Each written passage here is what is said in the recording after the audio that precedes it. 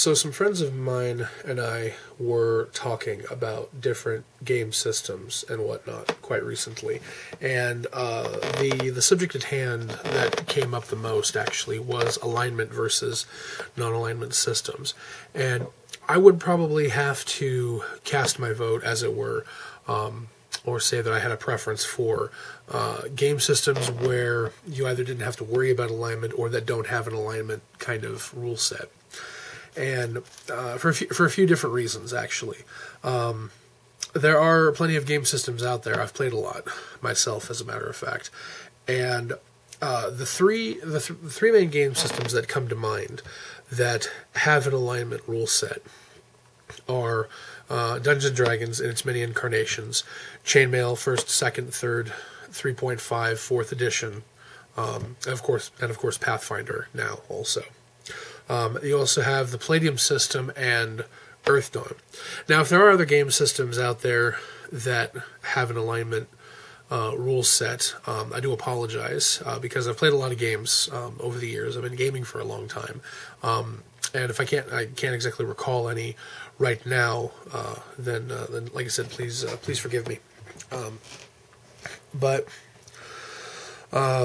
with D&D, you have different alignments and everything, and one of the things about D&D alignments is that one thing that I've noticed, not only from other people and other gamers, but in my own gaming groups and whatnot, either whether I'm playing or whether I'm running, we just don't even bother with it anymore. And one of the problems with it, or actually one thing that could be the cause of people not even bothering with the alignments anymore, is because you have a lot of different interpretations and opinions as to what a particular alignment is and what a particular alignment entails. And a lot of times also, as a gamer, it's a little restrictive to have a set of rules saying what your character could not do, would not do, things like that, and everything. And as I said a second ago, there also seems to be a lot of different interpretations as to what a particular alignment is, and how it works, and basically how it allows characters to react. For example, a lot of people seem to have an idea of chaotic neutral in their head, and that basically chaotic neutral allows your character to either be an insane person or allows your character to act like a complete jackass, which has never been my interpretation of the way chaotic neutral works. And then also you have the enigma of true neutral. And again, this is one that has a lot of different interpretations, as it were. True neutral characters are more concerned with maintaining balance, the balance between good and evil, life and death, the balance between civilization and nature, balance between man and beast, things like that. And so a lot of times you have characters such as druids in D&D. A lot of them are supposed to be neutral or some variation of the neutral. I should say some of them they're supposed to be true neutral or some variation of the neutral alignment and everything. And then one interpretation that was given to me by somebody I gamed with in Texas many years ago, and probably I only gamed with this person a handful of times, and he said that the way he ran and that his own understanding of true neutral was someone who did absolutely everything to maintain balance in all things. And that included, like I said, balance between good and evil, life and death, blah, blah, blah. But he also went so far as to give us an example stating that when your party is attacked by the bad guys, if you and your party members equal 5, and the bad guys attacking you, coming up on you, say if there's only 3 of them, the true neutral member of the party will switch sides and fight alongside the bad guys that attack you in order to maintain balance, so that everything is fair. So it's a 4-on-4 fight. and I had to ask him exactly what was the nitrogen to oxygen ratio on the planet where the glowing purple crack is made available to its people. Obviously, his home planet, because this example just vexed me so incredibly. And so yeah, there is an example of a bizarre interpretation, as it were. One of the problems also in D&D and with D&D alignments is how the system allows and or makes a suggestion to the DM to shift characters' alignments if they act in a certain way, or if they go outside the bounds of their alignment too often and whatnot. So you could have a generally good character, even a lawful good character, or possibly even a chaotic good character, who will occasionally do something that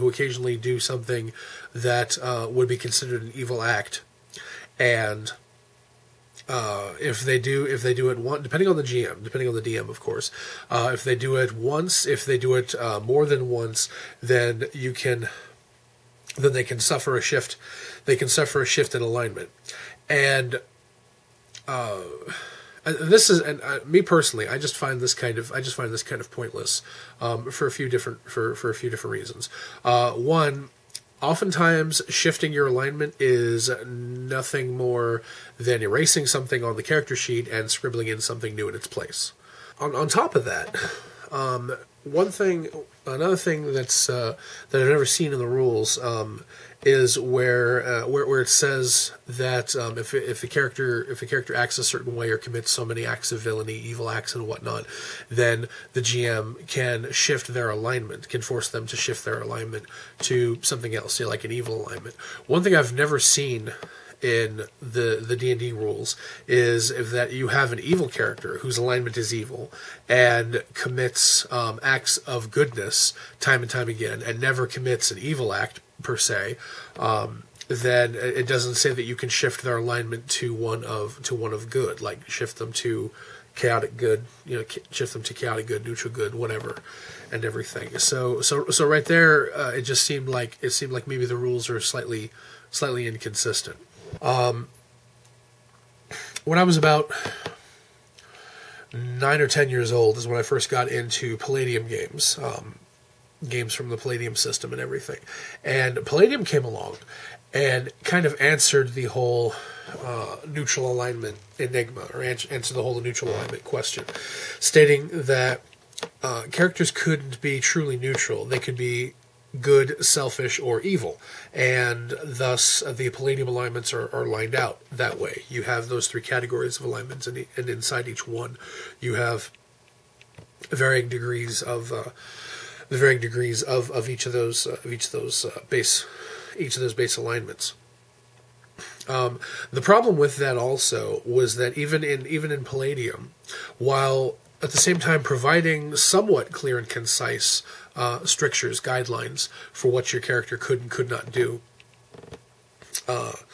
it still allowed for, it was still either too constricting or allowed for too much leeway, in which case it's almost not even worth having an alignment to begin with. For example, one of the examples given in one of the alignments is that you can torture people, but you would never torture them for pleasure. Well, you can torture them for information, but never for pleasure.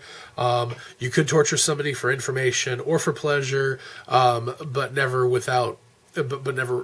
for no reason. And so that right there seemed like it wasn't even worth mentioning in the rules, in the rule set, as it were. So again, another area where alignments maybe didn't work very well exactly.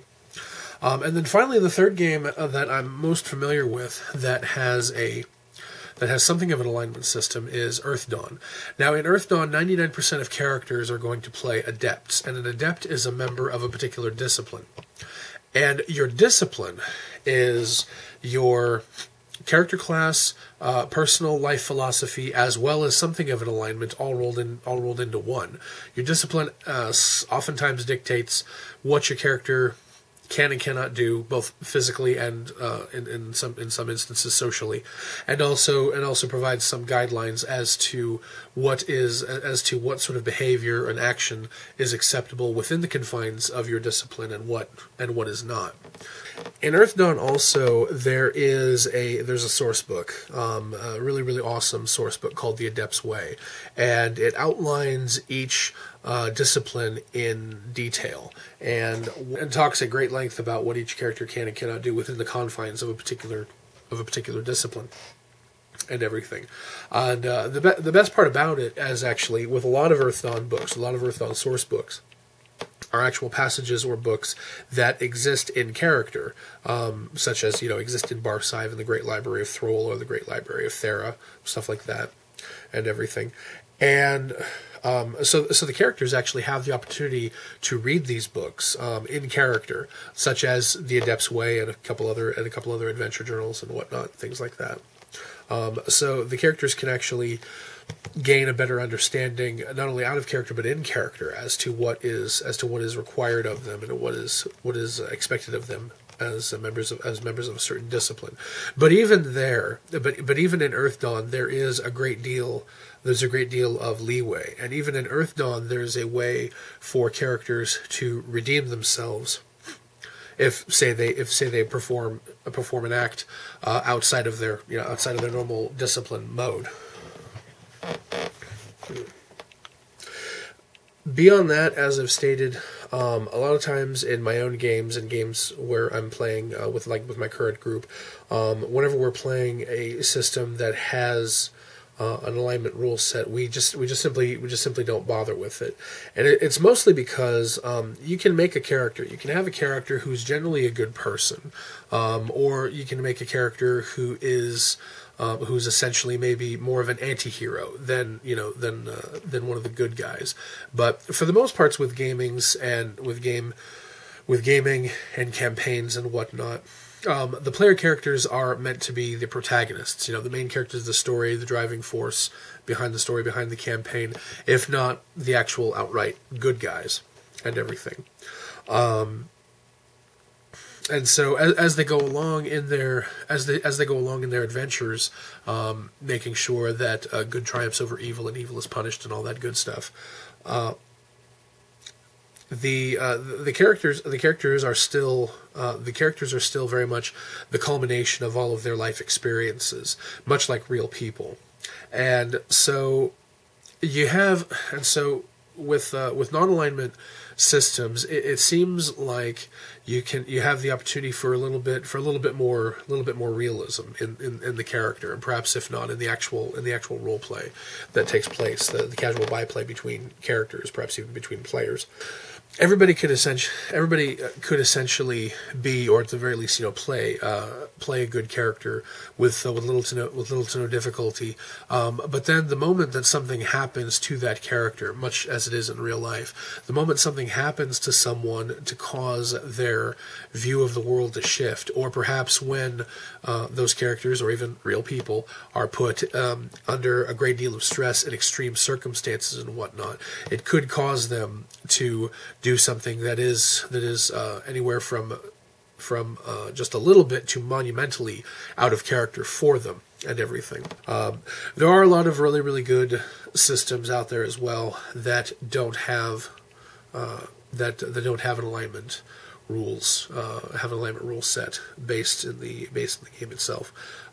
For example, Star Wars in all of its incarnations, going back all the way back to old West End games, the D6 system Star Wars, including the D20 Star Wars, original D20 Star Wars that came out, D20 revised, which accompanied the 3.5 rule set for Dungeons & Dragons, I think, and then now finally Saga Edition Star Wars. Also, there's nothing for alignment in there.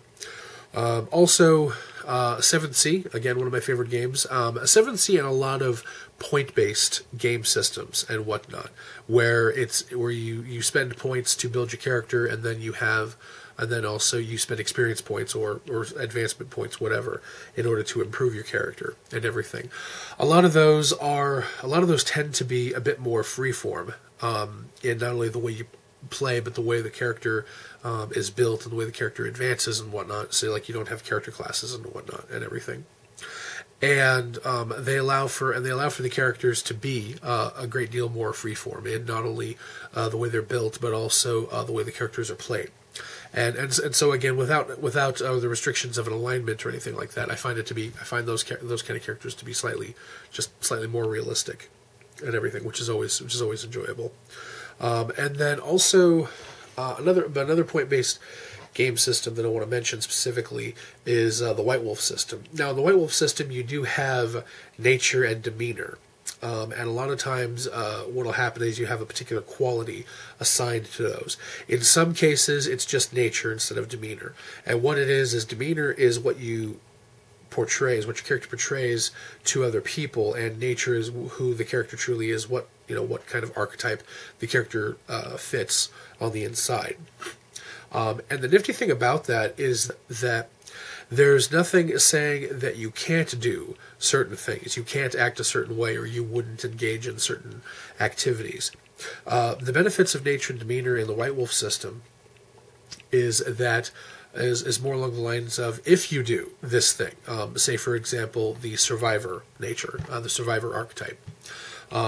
When you survive a difficult situation through your own intellect, cunning, tenacity, whatever, then you regain a willpower point. And for those of you who have played the White Wolf system, you understand what I'm talking about. So playing along particular lines in White Wolf is a benefit, whereas not playing along those same lines has no drawback or has no benefit or drawback. I find that works a lot better because the characters essentially are not only rewarded, but they get to replenish themselves, replenish their mental reserves, willpower, and whatnot, whenever they do something that's within their own mindset, within their own element. So those are my thoughts on the subject, disorganized and disconcerting as they may be. If you have a difference of opinion or a different interpretation for any alignments and whatnot, please feel free to share. I'd love to hear it. You can reach me at YouTube, make a video response, or just simply email me at one of my email addresses and whatnot. Most of my friends have them anyway. So thanks again. Thanks for watching. Thanks for listening. I'm Gabriel Strife, coming at you from Pittsburgh, Pennsylvania. Equitas Veritas Bellatus.